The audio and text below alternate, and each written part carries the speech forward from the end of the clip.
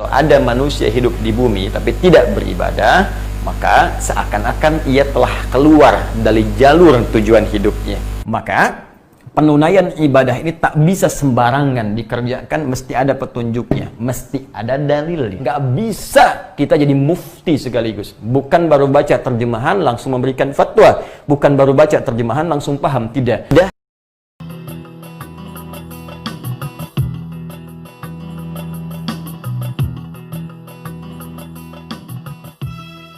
Menetapkan bahwa setiap perintah ataupun larangan yang bermakna ibadah, ya, kalau kita turunkan begini kaidahnya. Ini ada ibadah. Ini kaidah dasarnya dulu ya, supaya kita memahami tentang hakikat kehidupan kita di dunia ini. Ibadah adalah tugas pokok manusia, ya, bahkan bisa menjadi tujuan pokok manusia itu diciptakan, ya. Ini kita temukan di dalam Al-Quran surah ke-51 ayat 56. Allah berfirman, wa ma khalaqtul jinna wal insa illa liya'budun. Tidaklah aku ciptakan jin dan manusia kecuali tujuan pokok dia diciptakan itu adalah untuk beribadah kepada Allah Subhanahu wa ta'ala. Jadi kalau ada manusia hidup di bumi tapi tidak beribadah, maka seakan-akan ia telah keluar dari jalur tujuan hidupnya. Ya, jika Anda ingin ke Bandung kemudian keluar dari jalurnya, maka mustahil Anda bisa sampai ke tujuan. Ya, tujuan akhir kita surga, jalannya itu ibadah, penunaiannya disebut syariat. Ya, karena itu syariat disebut dengan syariat, teman-teman sekalian, dari kata syara'a, ya. Syariat dari kata syara'a, seakar dengan kata syariah, berarti jalan. Jalannya yaitu ibadah, tujuannya surga. Jadi kalau ingin ke surga, maka yang kita kerjakan itu ya ibadah. Orang yang keluar dari jalur ibadah, maka mustahil dia bisa ke surga. Ya, jadi kita berangkat dengan bekal iman, jalannya disebut ibadah, baik. Pokok penunaiannya ibadah, jalannya disebut dengan syariat, perbuatannya disebut dengan amal soleh. Karena itu iman, saya sering katakan, selalu bersanding dengan amal soleh. Iman bersanding dengan amal soleh. Ini jalannya, ya. Jadi ketika kita menunaikan ibadah, maka wujudnya disebut amal soleh, jalannya disebut dengan syariat, tujuan pokoknya surga. Karena itu ketika Allah memperkenalkan janji bagi setiap hambanya yang bisa mendapatkan surga, maka kalimat surga pertama disebutkan dalam Al-Quran itu disandingkan dengan kalimat iman dan amal saleh. Ditemukan dalam Al-Quran surah kedua Al-Baqarah ayat 25, ya, paling kanan sebelah atas di mushaf standar. Wa basyiril ladzina amanu iman wa amilus salihat amal saleh anna lahum jannatin tajri min tahtihal anhar. Surga. Berikan kabar gembira pada orang yang beriman, punya bekal iman, wa amilus salihat, kemudian dia menempuh jalur ibadah, jalannya syariat dengan mengerjakan amal saleh, maka dia bisa mencapai surga. Maka ini pokok kehidupan kita. Manusia yang fisiknya tidak makan, maka bisa lemas, bisa meninggal. Otak kita tidak makan dengan belajar, tanpa pengetahuan, maka lemah pemikiran. Ya, demikian manusia yang tidak menunaikan pokoknya roh yang tidak ibadah, maka roh pun bisa kehilangan bagian dari fungsi hidupnya dan mustahil bisa mencapai tujuan yang bisa didapatkannya. Jadi ini pokok yang kita tunaikan. Nah, hanya untuk menunaikan ibadah itu kita mesti punya panduan. Seperti Anda ingin mencapai jalan pun mesti punya panduan. Bukankah di jalan ada panduan? Ini jalan menuju ke Bandung, di jalan menuju ke Jakarta, lurus menuju Sukabumi. Bahkan di atasnya dituliskan papan. Begini, ini arahnya, petunjuknya. Kanan, kiri, lurus, tengah, dan seterusnya. Tanpa Anda menemukan petunjuk itu, sulit untuk mengetahui ini jalan yang mana yang benar menuju tujuan yang saya ingin capai. Bahkan sekarang lebih canggih, Anda bisa set misalnya dalam handphone Anda. Anda bisa bertanya di situ, ada map dan seterusnya. Tanyakan kepada map, dia muncul seketika. Ini yang Anda tuju. Belok kanan, 500 di depan ada tukang cendol, 300 meter ke depan ada lubang di situ. Semua lengkap. Demikian ujungnya, jika dalam dunia saja Anda membutuhkan petunjuk, maka apalagi ketika Anda bisa mengharapkan surga. Petunjuk inilah yang disebut dengan dalil namanya. Ya, karena itu ad-dalil dalam bahasa Arab, dalil itu pun diartikan dengan petunjuk. Ya, petunjuk. Dalilul amal, dalil, ya, petunjuk pekerjaan. Tuh.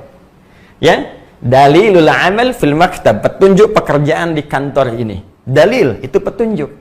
Jadi ketika Anda memiliki dalil, memiliki petunjuk, mudah sampai ke tujuan. Demikian jika Anda ingin menunaikan ibadah untuk mencapai surga yang didambakan, maka penunaian ibadah ini tak bisa sembarangan dikerjakan, mesti ada petunjuknya, mesti ada dalilnya.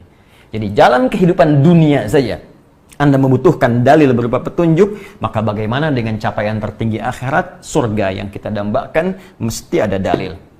Nah, karena itu Allah Subhanahu wa taala dengan sifat Rahman dan Rahimnya, sayangnya yang bahkan melampaui murkanya, ya inna rahmati wasi'at kulla syai, sungguh rahmatku, kata Allah, melampaui segala hal, termasuk melampaui murkanya. Di sepanjang masih ada kesempatan, nyawa belum sampai di kerongkongan, mohon kepada Allah, kata Allah, saya ampuni engkau, saya ampuni engkau. Karena itu banyak orang salah di masa lalu, dia bertobat berubah menjadi orang saleh. Ya, jadi setiap manusia tidak ada yang sempurna. Pasti pernah berbuat satu hal yang kurang baik karena dorongan nafsunya. Nafsu ini yang menyebabkan dia berbuat salah, tapi rahmat Allah yang menarik dia untuk kembali saleh. Karena itu dicontohkan pada fitrah Nabi Adam dengan kemanusiaannya, berbuat salah ditunjukkan jalan taubat untuk kita anak cucunya supaya kembali menjadi saleh. Manusia salah, manusia tobat, kembali saleh. Setan salah, nggak mau tobat, maka tetap dia salah. Maka jika ada manusia pernah berbuat salah dan tidak mau tobat, perlu dipertanyakan, apakah hakikatnya dia manusia atau bukan. Baik, kita kembalikan ke sini. Karena rahmat Allah sangat tinggi, maka Allah menginginkan jangan tersesat kalian, jangan salah jalan, jangan keliru menempuh jalan ke surga. Setiap kalian yang ingin ke surga, ini saya berikan petunjuknya. Mudah bagi Allah mengatakan, silahkan kemana aja, tapi Anda bisa salah jalan, saya bisa keliru. Karena itu diturunkan petunjuk oleh Allah, nih ikuti panduan ini, lakukan dengan baik sampai engkau ke tujuan dengan mulia.